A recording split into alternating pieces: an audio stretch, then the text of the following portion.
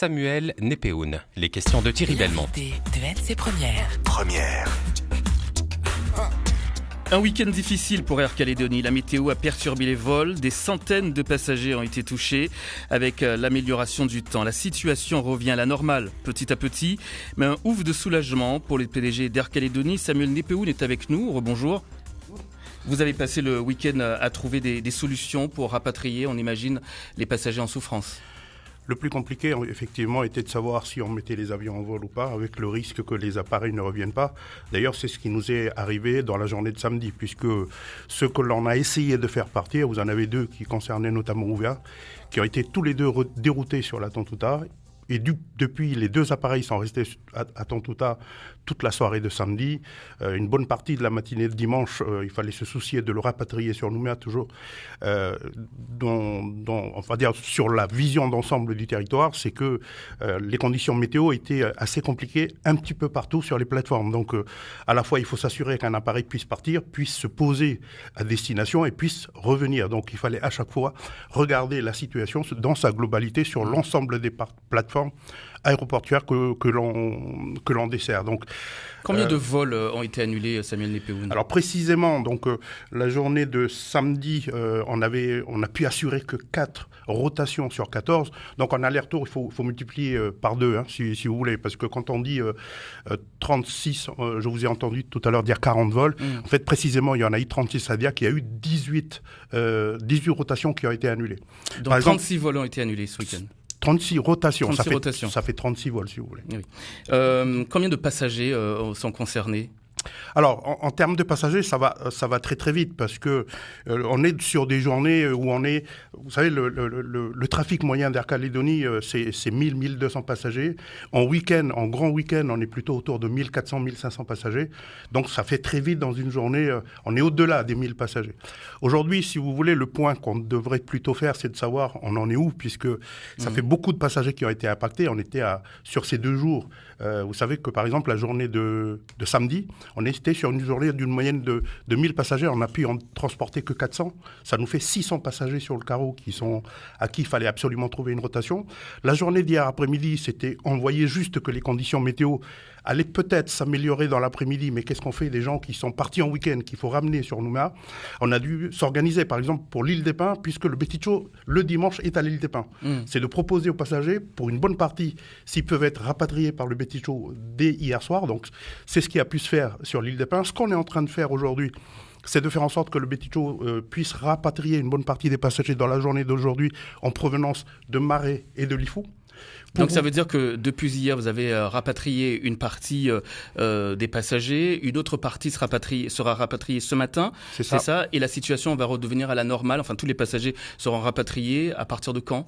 On pense qu'on y verra certainement un peu plus clair dans la journée de demain. Aujourd'hui, on va s'affairer. Les équipes ce matin, bien évidemment, vont poursuivre ce travail-là. Donc jusqu'à demain, ce sera la pagaille ? Ça sera la pagaille. On va dire que, par exemple, une destination comme Ouvéa, par exemple, on devrait pouvoir régler Ouvéa dans la journée. C'est-à-dire que les équipes regardent en ce moment le remplissage des vols de la journée. Ceux qui ont été impactés dans le week-end pourraient être recasés sur les vols d'aujourd'hui. Donc, quelque part, pour Ouvéa, ça sera, on va dire, globalement réglé dans la journée. Et le plus gros problème reste Lifou ? Le plus gros problème reste Lifou, puisqu'on a 150 passagers en souffrance au départ de Nouméa et on a plus de 300 passagers en souffrance au départ de Lifou. Comment vous allez faire ? Donc, aujourd'hui, ce qu'on est en train de faire déjà, c'est que, par exemple, ce matin, il y a déjà un premier vol supplémentaire qui part à 7 heures. Donc, il y a des grandes équipes qui sont sur Lifou, qui fera notamment des groupes, dont les équipes d'NC Première qui sont parties pour la semaine sur Lifou. On a les services de l'État qui étaient sur Lifou aussi en fin de semaine. Donc, voilà, on a déjà programmé des vols supplémentaires pour la journée. Mais effectivement, avec 150 passagers au départ de Nouméa pour Lifou et plus de 300 passagers au départ de Lifou pour revenir sur Nouméa, aujourd'hui, Lifou reste la situation, enfin la destination qui va être un peu plus compliquée à régler. Je ne pense pas qu'on puisse étaler tout ça dans la journée. En tout cas, on y travaille. Voilà. Est-ce qu'il y a eu des passagers qui ont été, on imagine, prioritaires depuis le début de la situation ? Non. De ce côté-là, ce qu'on essaye de faire, normalement, la règle, c'est que le vol programmé, c'est celui-là qui part. On essaye de trouver des solutions pour ceux pour lesquels les vols ont été annulés. Et si on peut rajouter un vol supplémentaire, voilà, c'est dans ce sens-là qu'on traite les choses. On essaye de faire en sorte qu'il n'y ait pas de passagers prioritaires. Même si ce sont des écoliers, des étudiants, étudiants qui prennent l'école aujourd'hui, qui étaient partis pour le week-end? Ce sont les solutions qu'on essaye de trouver, qu'on essaye d'adapter.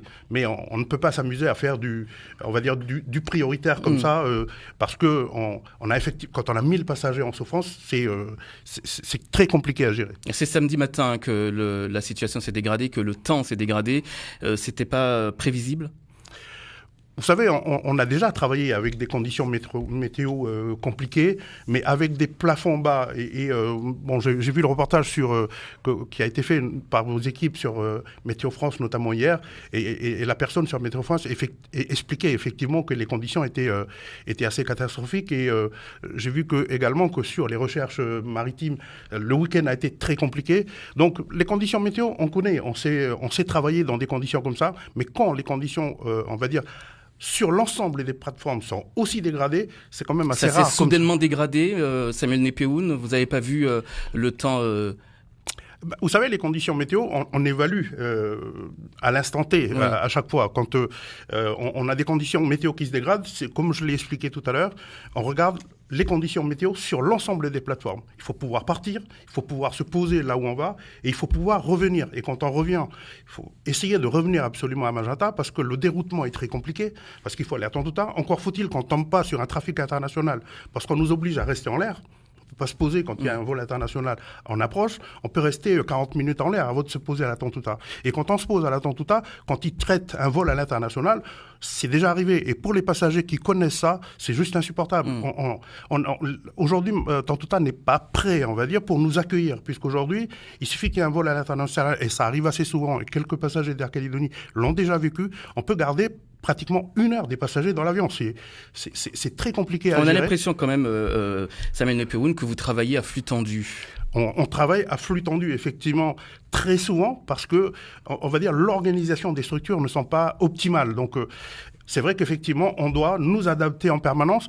Je pense que vous nous entendez assez souvent. On n'est pas en train de juste se plaindre pour le plaisir de se plaindre. On doit pouvoir travailler, on doit pouvoir exercer notre activité dans des conditions normales. Donc, vous dites que votre organisation n'est pas optimale. Qu'est-ce qui empêche une bonne organisation aujourd'hui ? Je pense qu'un certain nombre de dispositions ont été prises par les autorités récemment. Je pense que les limitations que l'on a sur Magenta, il y a un certain nombre de décisions qui ont été prises par la Nouvelle-Calédonie. On va en parler Congrès. À partir de 7h10. Voilà. Vous avez vu que sur Marais, c'est une des plateformes les plus contraignantes. La piste a été rallongée. Ça fait quelques années, voire des dizaines d'années que nous demandons ça. La piste va être opérationnelle d'ici octobre. Donc, ça va beaucoup améliorer nos performances. On décolle avec pratiquement 25 sièges de libre au départ de Marais. Aujourd'hui, à partir d'octobre, ça devrait être beaucoup mieux. On espère que ça va se faire sur Ouvert aussi. Et après, une fois qu'on a les infrastructures adaptées, encore faut-il que les services du contrôle, les services de sécurité, les pompiers, etc., il faut que tout ça soit cohérent et prêt à pouvoir nous créer des conditions d'exploitation que l'on est en droit d'attendre. Et vous y travaillez, on y travaille, le pays y travaille ? Le pays y travaille, et je pense qu'effectivement, on y travaille de plus en plus. Je ne vais pas dire sérieusement, mais il y a des vraies solutions. Et en tout cas, je pense très sérieusement, très honnêtement, que les perspectives sont plutôt positives. Avec cette situation, avec tous ces passagers qui ont été déroutés et des vols qui ont été annulés financièrement, est-ce qu'il y a un coût pour la compagnie aujourd'hui ?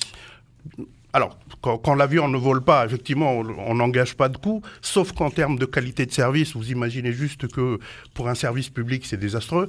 Bon, pour ce week-end, on va dire que c'était plutôt lié à des conditions météo, on n'y peut pas grand-chose. Mais d'une manière générale, je pense qu'on doit pouvoir offrir un service de qualité, on doit pouvoir répondre à la demande d'une clientèle, quelqu'un qui paye son billet, qui veut aller d'un point A à un point B, on doit pouvoir le faire d'une manière la plus normale possible. Oui, c'est un service public. Samuel Népehoun, vous restez avec nous.